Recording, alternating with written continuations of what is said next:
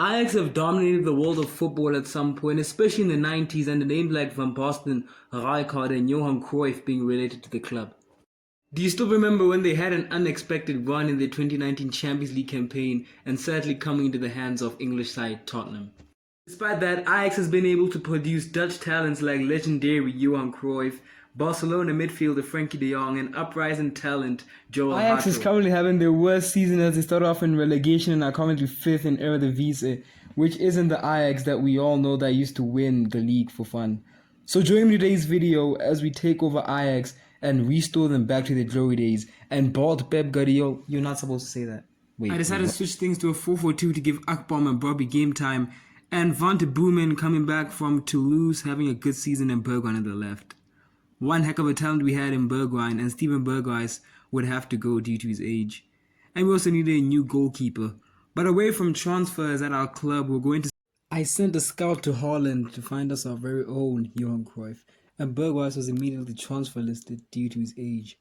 And PSG might have just found their replacement for Lionel Messi. So I began negotiating, and he left the Johan Cruyff Arena for just £35.7 million. After the departure of Steven Berghuis, we immediately signed Marcus Edwards from Sporting for £45 million. We walked into this game expecting a loss considering the fact that Holy was aging. But no, it was actually a game where Bobby made a name for himself, linking up with Akpom, Bobby turning his defender and scoring near post.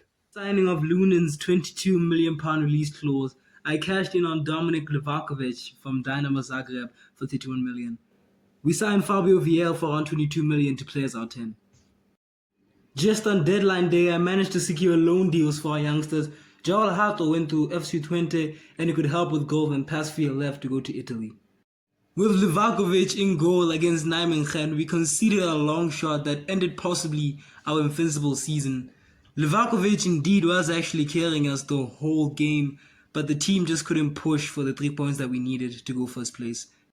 We had a game at the Johan Cruyff Arena, 3rd versus 4th. 4th place Feyenoord took us on, and from a clearance, Bergwijn's solo run made Feyenoord's defense just look like a joke, and thank God we didn't sell the Dutchman.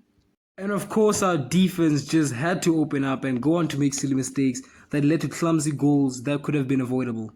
But Ten Hag got the 3 points that he needed against Feyenoord. The substitute of the Englishman Chuba Akpom coming off the bench for a tired Brian Bobby scoring a goal for himself to win the game. Can we also just admire Brian Bobby because he is going to be our star and he's going to carry this team by his feet. With us sitting 3rd in the league and losing points to teams that we could have possibly won, we took a tough team against Eindhoven away from home, and Bobby was able to capitalize from Thorgenhausen's mistake and secure the 3 points for us. Halfway through the season, we needed an additional attacker in the right wing to replace Marcus Edwards because, my goodness, he's bad with only 2 goals in 23 games. We had no funds, and Holy's release clause was able to help us with the 30 million. We also found Calvin van Dijk was immediately sent out on loan to the 2nd division of Germany, and we took on PSV again, but this time away from home. With Fabio Vieira's positioning as our 10, he managed to score a goal. That was just the first of the 2 that we scored against PSV. Our defense was leaking with Calvin Bassey in the back line. We needed an improvement on that, and we lost 4-1 against AZ. Time went on in the Eredivisie and we eventually made it to the Oranje Beker final against Feyenoord, and just after being dominated all game against them, a goal from Brian Bobby was able to equalize it to make it 1-1. Calvin Bassey fouled Santiago Jimenez in the penalty box, and Santiago Jimenez actually managed to convert his goal to put them 2-1 up. Little did they know that Brian Bobby would be on goal, turning out his man, putting the ball in the back of the net to put his tally up to 2 and put us level. Last kick of the game, referee, please blow the whistle. Taylor blew the goal. But we eventually won the game. And back to the Eredivisie, it came down to the last game of the season. We managed to win and PSV fumbled and we won the Eredivisie. Season comes to an end with Bobby topping the charts with 33 and 37, Van de Boomen with 13, and Fabio Vieira topping 12 assists, and Marcus Edwards was a bit disappointing along with Noah Lang that we signed from Club Brugge. This would be the squad we're heading to the second season with, and I think we need a new right central midfielder, probably 2 backup centre backs to replace Bassey. First things first, find a Dutch centre half. So I signed Mickey van der Ven for 30 million and alongside him from Eindhoven, Opisipo for just 12 million to cover up for Bassi. For the final signing of that first transfer window, we need a new midfielder, so I thought signing Tian Koopmans would be a good idea, but we just could not afford his contract after the negotiations. So I sold Grealish to Napoli. The sale of Grealish to Napoli, we used that money to invest in a prospect like Ryan Gravenberch, bringing him back for 58 million. Away from the market and into our first game, Brian Bobby avoided offside and put the ball into the back of the net. And can I just say that this season, Noah Lang's gonna shine. Let's trust him. For the first time ever, we could finally focus in the Champions League for once. So the group was revealed for Ajax and Edo Atletico, along with RC Lens from France and the Young Boys from Switzerland. We traveled to Spain, the Wanda Metropolitano, where Atletico hosted their first Champions League game in the group. Memphis Depay on the right was able to hold down his international teammate Mickey van der Ven, and João Felix found the opening goal. But sooner or later, we tried to score. Noah Lang got the post off. Fabio Vieira had the ball. We took some shots, and Oblak was on clutch. But finally, we found the deadline, and Bobby took the second goal. I told specifically you that by the time season 2 ends, Noah Lang this season is going to be on fire. He's not going to end up like Marcus Edwards. And of course, Marcus Edwards did score to seal the game. We finished the group with no losses and surprisingly, Atletico left. But now we had to face a team from Turkey, Galatasaray, which we somehow avoided the big clubs. We went away from home and we took Galatasaray at their home. And Brian Bobby finally found the opening goal against them, after being held down by Galatasaray actually. Did I not tell you? I told you. Noah Lang this season is going to be an absolute beast for us. Quick save in the second leg after winning 4-1, and of course we lose. Oh well, through to the next round. Away from the Champions League and back to the Eredivisie which we own, PSV was welcomed into the hands of Ajax at home, and Brian Bobby from a faulty clearance headed the ball into the back of the net to get the opener. And just 10 minutes later, making it a brace from a set piece in Fabio Vieira. Stupid mistakes by PSV, he managed to get the ball in. Fine form in the Champions League and Oranje Becker. We finally got our next round in the quarterfinals, a team we really needed to avoid, which was Liverpool.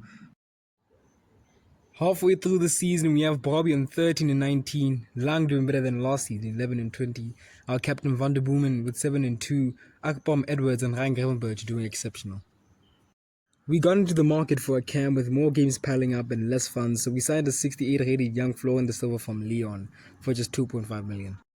Rens took a 4-week break as he pulled his hamstring, and we don't really have depth at the right back, so I think it's time we recall Hato from Brentford. Another year, another KMVB final as we beat Vitesse in the semi-finals. Not so long into the game, Bassi is already booked and fouls the opposition. He's always messing up at the big games, but building from the back, using our second team, Darame abuses his pace, but the keeper doesn't prime nowhere. Making some good substitutions, Van der Boomen coming off from the first team bench, and look at Noah Lang absolutely doing his finest.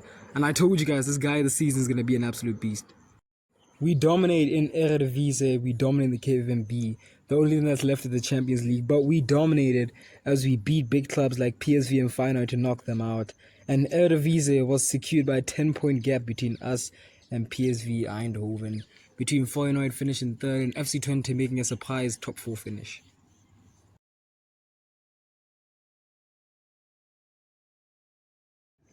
While we were busy playing our door for the Champions League was made, Ryan Gravenberch scored 3 goals against his former club, and we were through with Barcelona in the semi-finals of the Champions League. If you did notice, Brian Bobby took a knock in the first 10 minutes of the game against FC Twente in the KVMB final, so he will be taking the bench this game and Akpom will be starting in front of him. Beginning the game, Ansu Fati actually had a chance against Livakovic, but Livakovic is there. We were resting a little bit this game, and of course Barcelona found us. And can someone please explain how on earth are we playing 2 Spanish giants in 1 Champions League campaign? This makes no sense, man, to be honest with you. Absolutely makes no sense. Steven Bergwijn did manage to get the second goal of this game to make it 1-1, and we headed on into halftime. Lewandowski showed our defense flames as he was through on goal. Livakovic made the save, but we just went fast enough to get the rebound from Robert, and he made it 2-1. and that might have been the game that just ended our Champions League. But Marcus Edwards off the bench made a good pace run, but Andre ter Stegen was there. Just a fair pointer, Dominik Livakovic is not really spoken of a goalkeeper. That was the first aggregate ended. Bobby will be starting the second aggregate against Barcelona. Unyas Unyal was fouled by Calvin. Was it Calvin Bassi? No, it wasn't. It was actually Joseph Sutalo. He's 84 rated, 86 rated right now. Bayern tried to come in for him, but I rejected the offer. We had to play so many players out of position, and our captain Van der Boomen, who really killed this midfield, came off, and we were given a reality check. Just like that, the person who fouled Unyas Unyal got the goal that sent Barcelona to the final against Manchester City or Real Madrid. The season came to an end, Brian Brobby finishing with 19 goals in 30 games, Noah Lang 34, 14 and 1, Akpom off the bench 13 and 3, Marcus Edwards performing way better than he did in 27 games, 12 goals, 6 assists. Van der Boomen was aging, so I put a short list of as many midfielders that could fit our system. Atletico came with an offer for 40 million. That was more than enough, so I accepted it. All this transfer business was right before the season, so the budget we had all in total was 151 million.